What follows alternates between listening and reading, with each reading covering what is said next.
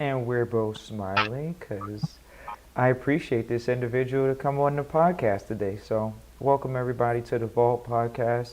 This is Trust. You're not recording. Oh, we're live. Oh, uh-oh, hello.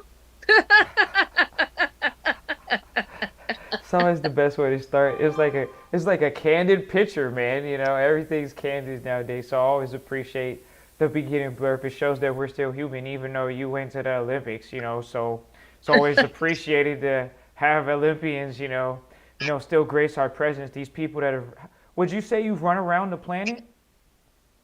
I've been to a little over 100 countries, so I would call that around the planet. There are only 205 NATO countries, so the rest of the countries you're not really allowed to go to. So, All right, I'm gonna put it in more context. So I have an Olympic swimmer that I live in and lives local to me. He swam so much in his life. He swam around the planet in diameter. Would you say you run around the planet in diameter, in no. training and work your whole life? Oh, okay. Training and workouts, sure. But like, I only ran the 100-meter hurdles. So, the Yeah. race that you fly 14 hours to run for 12 seconds. Not a long race, but the training is quite extensive, especially like the conditioning part. For me, still a long minute run, I consider to be like 6 minutes. So I'm definitely not the person who's gonna like aspire to be a marathoner when I get older. Oh, that's even sweeter. Uh, yeah, we can always talk about that. But thank you, Yvonne, for joining us on the podcast today. I appreciate you for joining us on the podcast. This is a very special podcast because we have you gracing us again. So thank you for coming on. Yeah, thank you for inviting me for sure. Yes, yes, yes. So we are here again, and we're actually around the time that we met last year. So this is a grace, quote unquote, from the Most High, as they say, to have you come back around this time. And really, you're the top dog here in the room right now. So please share with us. You are speaking at this conference that we're attending, and we're gonna see you speaking at in specific. So maybe talk about your panel and just talk about where do you see the investor market at right now in your business and what you're doing. Yeah, so Family Office Super Summit and the Family Office Club, I generally go to every year and most of the events around the country. The Super Summit is very special because it's sort of like the culmination of the year, people coming together, talking about what they're looking for in opportunities, and also like sort of masterminding on how we can do things together. My panel is professional athletes and talking about what we're investing in, where we see growth and opportunity. All of us are retired on this panel. And so some of us much further removed from sports than others. So there's a representative from Tim Tebow's family office on the panel also. He's a little younger than I am, but I have been retired for about 8 years, but I've been in business for almost 20 years. So I sort of was a dual lifer, and I'm super focused on opportunities where people still have fax machines in the financial services space. So Okay. I'm buying those companies and basically digitizing them. And I'm always bullish on real estate, but only where I have an unfair advantage. So we're buying from distressed sellers, whether that be that they are in a foreclosure type situation or they're just in a situation where they want to be apart from the real estate. So that could mean that they've received it by bequest or they are in the middle of a divorce. So that's where we usually look for our best hedges to get into deals at a pretty low basis. And then other than that, I am also super bullish on buying eyeballs. So we've been acquiring and partnering with media companies, YouTube channels, Facebook groups at the smallest, and then, at the biggest, looking at podcasts and some television channels that are on streaming networks. So obviously, the reason is because eyeballs is the new currency. The more people you can get in front of, the the more you have the ability to like sort well, we'll get into that another time. But basically, I want to spread a positive message in a way that resonates just as fast as the news that spreads the negativity and the disassociation and the ideas that make people fearful every day.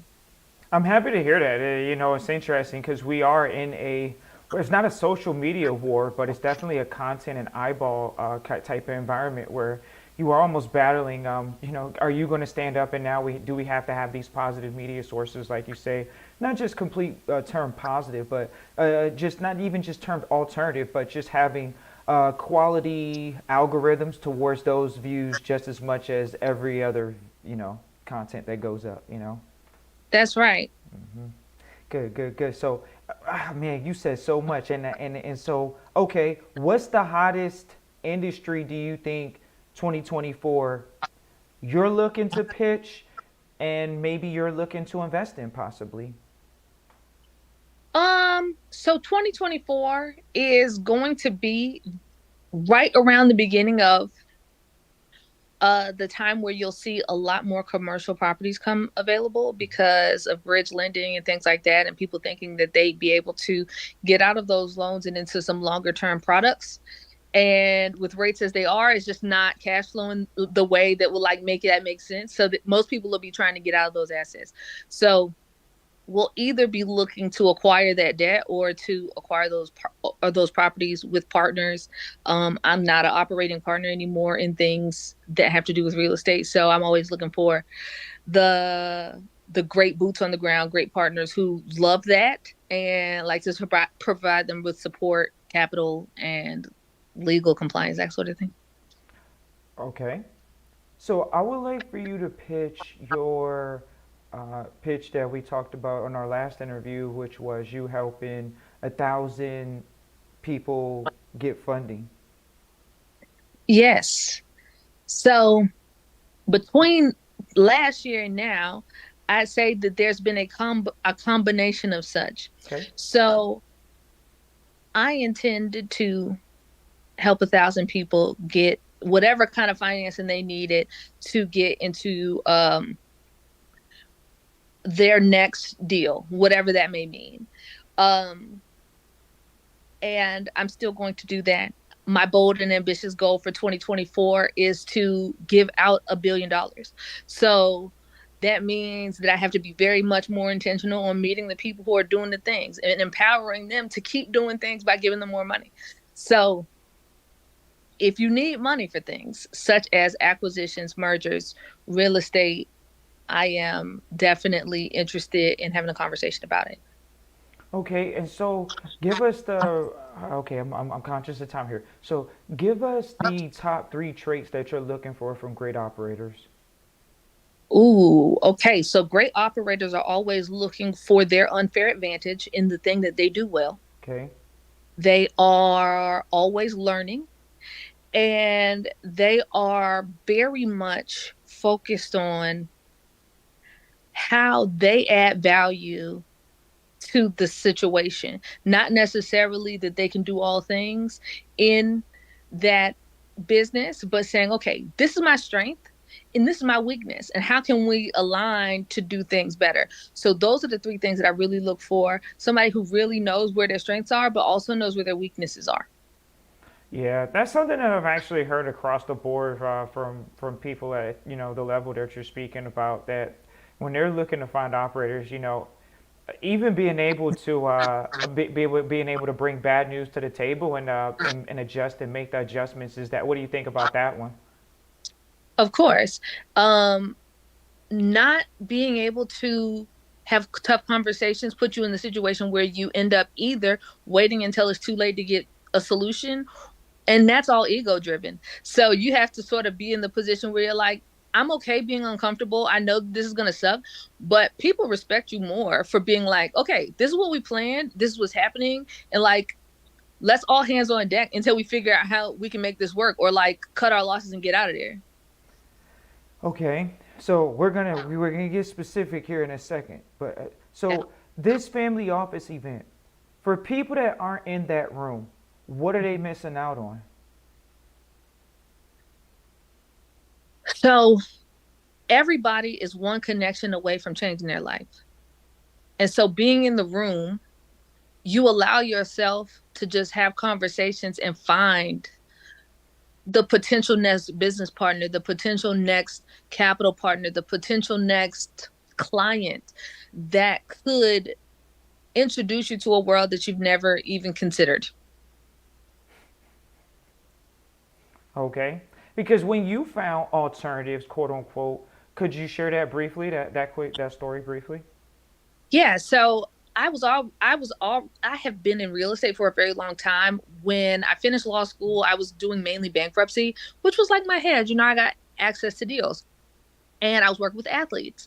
And so we had a certain level of capital and we were doing fine. And then I had a mentor tell me, I want to take you to an investment conference. I think you'd get a lot of value out of it. So I go, and the conference is called ADISA. I do still go to those conferences. And ADISA stands for Alternative Direct Investments. And so alternative assets are anything that you can't buy on a stock exchange. So real estate, private companies, private debt, that kind of stuff. And so when I go to this conference, I met a lady, probably one of the only other women in the room of 1,200. There's very little diversity, period.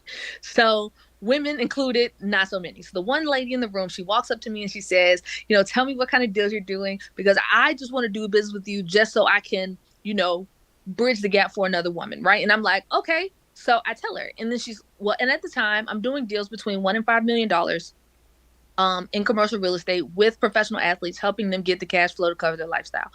And what happens in that conversation is she says, cute.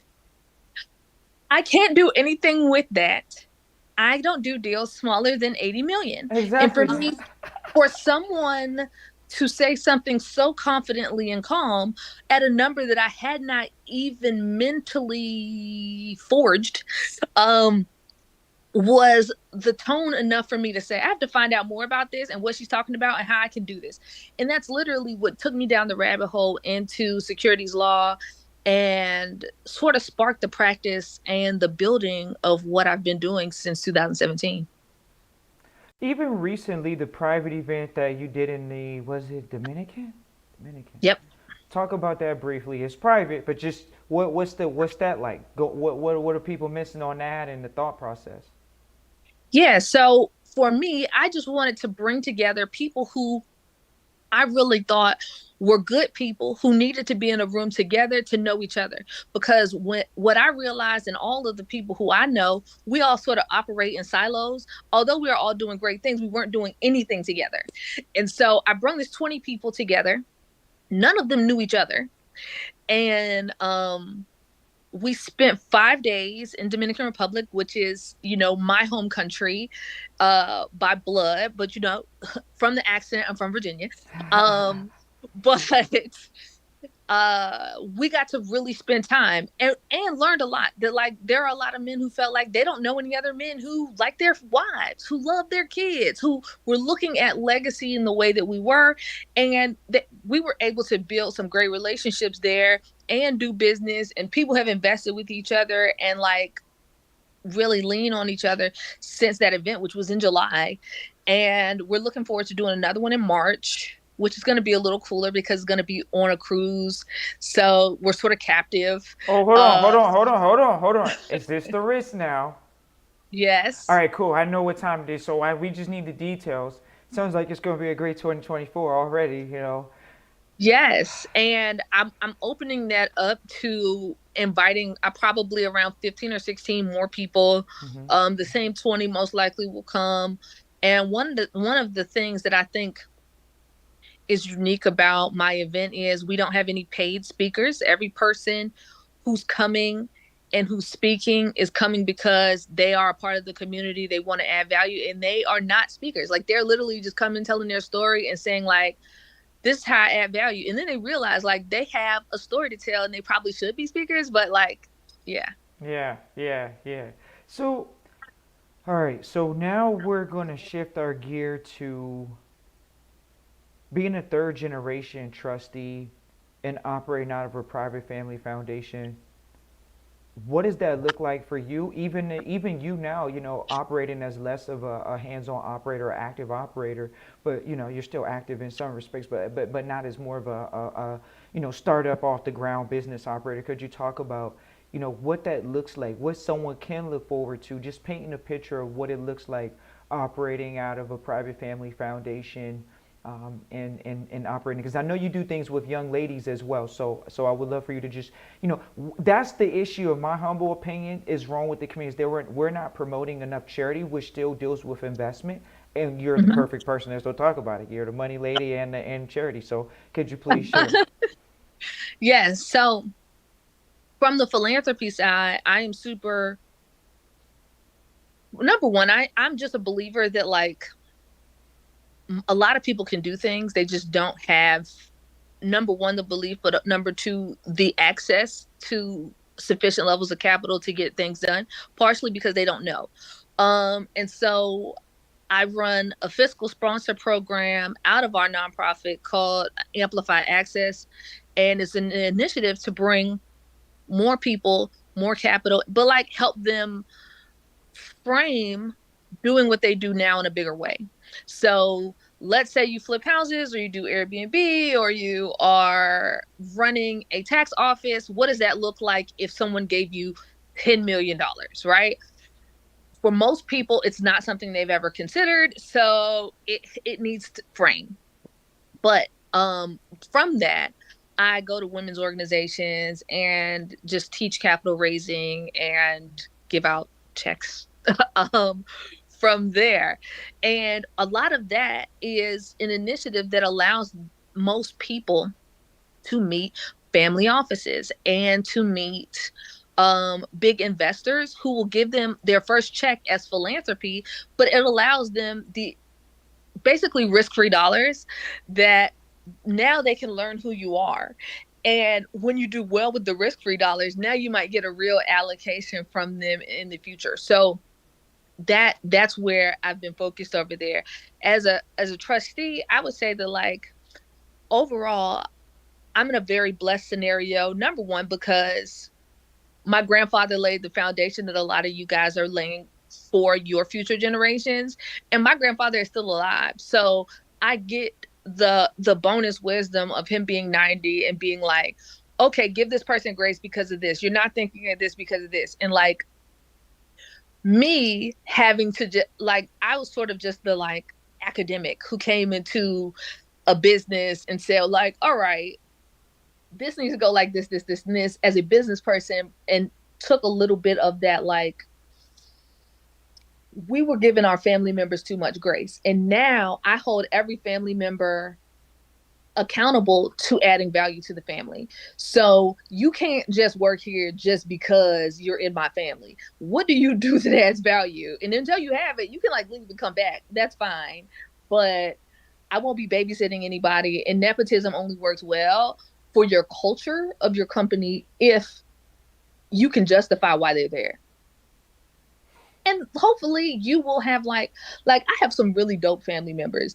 Not all of them are living in their dopeness though. So they needed time to grow.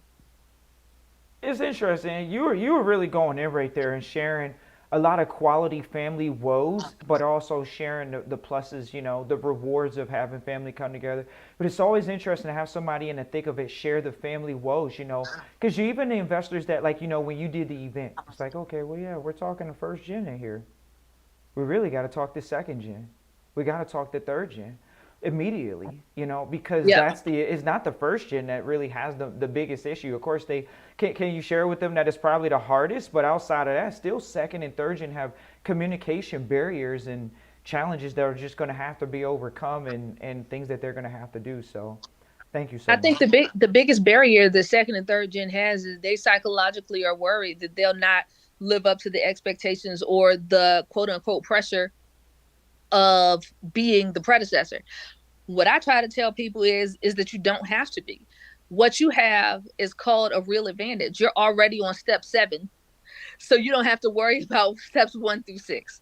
And so you can take your unique skill set and just stack it on top and not necessarily have to worry about being better, because most people's addition is just different. It's not good or bad. And the other thing is sort of a part of most people's struggle, especially as it pertains to like third generation who is like so far removed from like ever needing things, Yeah. is that they are like, you'll probably have 1 out of 10 who will be like, I'm so hungry and competitive that I want to make this better. The others is sort of like, send me a check. I'm checked out and I'm disengaged. And I think that having them more involved younger in what the family goes through, how the money was created, what you guys are building is pivotal to making them see the vision and want to be a part of it, and like giving them their own space to grow in that vision. Not like, well, this is where we see you and this is where you should go, as opposed to like, these are your skills. Let's try this over here. Didn't like that. Okay, let's try this over here. And like letting them sort of fail forward and be okay being a novice. Great. That is very important. That is very important. And we share that with our audience. So we always appreciate your insight. We know that you have to run. We definitely appreciate all the fun with you. It's always a pleasure. Look forward to connecting with you more over the next coming days. And Yes. yes, yes. So is there any parting words you have for people going into 2024, or before we wrap this up? Any words of wisdom? So my word of wisdom going into 2024 is double down on your strategy, focus on cash flow. Everything sounds good. Everybody's always looking for the bigger, better deal, thinking that it's something, some magical thing. But the truth is that everything works. And as long as you stay focused on your thing, it'll work better. So instead of opening a new business, focusing a little bit more on the current business you have generally will exponentially grow. We're not talking 1 plus 1 equals 2. We're talking 1 plus 1 equals 10. 1 plus 1 equals 10. Because we Okay. need exponential growth. What I'm saying is when you focus, instead of moving your energy between things and thoughts, because most people I know just start new companies when they're like, oh, I have a great idea or whatever. If you focus and like look at the opportunities that are in the business that you already are in, more than likely you can exponentially grow your company as opposed to like incrementally grow two companies or the same one company, but with not as much focus. Very, very important. And it's very important. We've definitely espoused to focusing. So thank you so much for your time, Levon. We're going to have another All right. interview here soon. Thank you so much. And Okay. you enjoy the day. Thanks. Talk Thank to you you. later. Talk to you soon. Bye bye. Bye now.